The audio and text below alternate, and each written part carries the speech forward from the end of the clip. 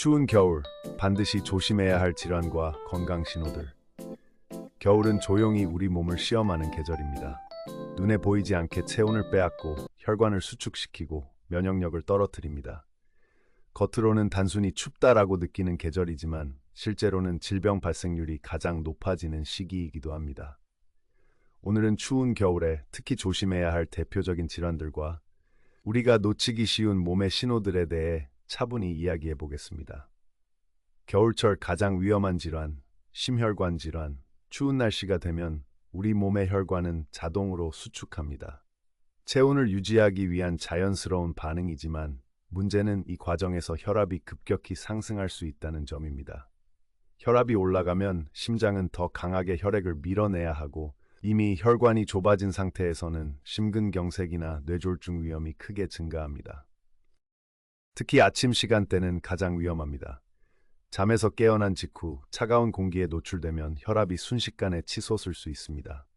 겨울철 갑작스러운 흉통, 어지럼증, 한쪽 팔다리의 저림이나 힘 빠짐은 단순한 피로나 추위 때문이라고 넘기지 말아야 합니다. 이런 신호는 몸이 보내는 위험 경고일 수 있습니다. 감기보다 무서운 겨울 호흡기 질환. 겨울이 되면 감기, 독감, 폐렴 같은 호흡기 질환이 급증합니다. 찬 공기는 기관지를 자극해 염증을 쉽게 만들고 건조한 공기는 바이러스가 살아남기 좋은 환경을 만듭니다. 특히 고령층에게 폐렴은 단순한 감기 합병증이 아니라 생명을 위협하는 질환이 될 수 있습니다.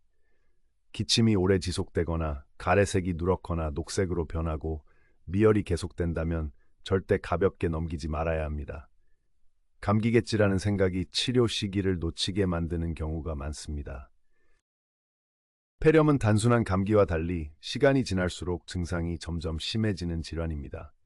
다음과 같은 증상들이 함께 나타난다면 폐렴을 의심해 볼 필요가 있습니다. 먼저 기침과 가래입니다.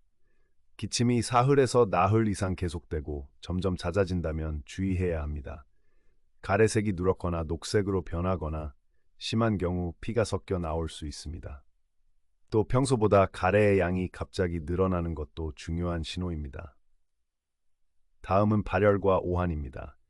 체온이 38도 이상으로 오르거나 미열이 며칠 동안 계속되는 경우가 많습니다.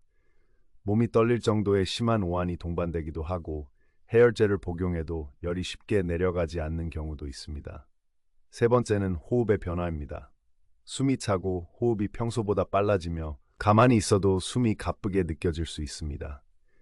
깊게 숨을 들이쉴 때 가슴이 아프거나 불편함이 느껴진다면 더욱 주의해야 합니다.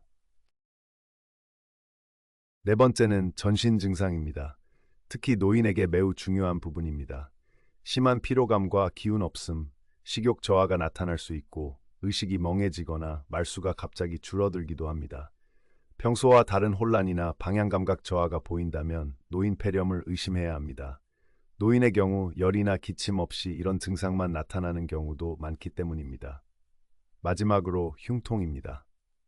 기침을 하거나 숨을 쉴 때 가슴이 찌르는 듯 아플 수 있고 한쪽 가슴만 국한되어 아픈 경우도 있습니다.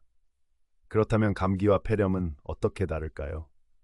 감기는 주로 콧물과 인후통이 중심이 되고 대개 3일에서 5일 안에 증상이 점차 호전됩니다. 반면 폐렴은 기침과 가래, 호흡 곤란이 동반되며 시간이 지날수록 증상이 악화되고 몸 전체가 급격히 쇠약해지는 특징이 있습니다. 감기라고 생각했는데 증상이 나아지지 않고 오히려 심해진다면 그때는 폐렴을 의심하고 반드시 진료를 받아야 합니다. 기온이 내려가면 근육과 인대는 자연스럽게 경직됩니다. 혈액순환이 느려지고 관절 주변 조직은 굳어지기 쉽습니다. 이로 인해 관절염, 허리 통증, 어깨 통증이 겨울에 더 심해집니다. 특히 아침에 일어났을 때 손가락이나 무릎이 뻣뻣하다면 단순한 노화가 아니라 관절 건강이 약해졌다는 신호일 수 있습니다. 추운 날 갑자기 무거운 물건을 들거나 준비 운동 없이 외출하면 근육 손상이나 낙상 위험도 커집니다. 겨울철 낙상은 골절로 이어지는 경우가 많고 회복까지 오랜 시간이 걸릴 수 있습니다. 겨울에는 낮이 짧고 햇빛 노출이 줄어듭니다. 이로 인해 뇌에서 분비되는 세로토닌이 감소하면서 기분 저하, 무기력, 수면 장애가 나타나기 쉽습니다. 이른바 겨울 우울증 혹은 계절성 우울 장애입니다. 괜히 의욕이 없고 사람을 만나기 싫어지고 이유 없이 피곤하고 잠이 늘어난다면 몸이 아니라 마음이 추위에 지친 상태일 수 있습니다. 이런 상태를 방치하면 식욕 변화, 면역력 저하, 만성 피로로 이어질 수 있습니다. 겨울철 피부 질환과 숨은 염증. 겨울 공기는 매우 건조합니다. 피부의 수분 장벽이 무너지면서 가려움, 각질, 갈라짐이 심해집니다. 특히 당뇨가 있거나 혈액순환이 좋지 않은 사람은 작은 상처도 잘 낫지 않고 염증으로 번질 수 있습니다. 발 뒤꿈치 갈라짐, 손등의 반복적인 갈라짐, 밤에 심해지는 가려움은 단순한 건조함을 넘어 피부 면역력이 약해졌다는 신호일 수 있습니다.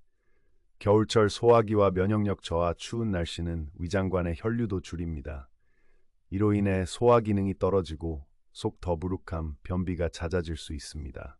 또한 활동량 감소로 장 운동이 둔해지면서 배에 가스가 차고 식욕이 불규칙해지기 쉽습니다. 면역력은 대부분 장 건강과 연결되어 있기 때문에 겨울철 소화 불편은 감염 질환 위험과도 직결됩니다.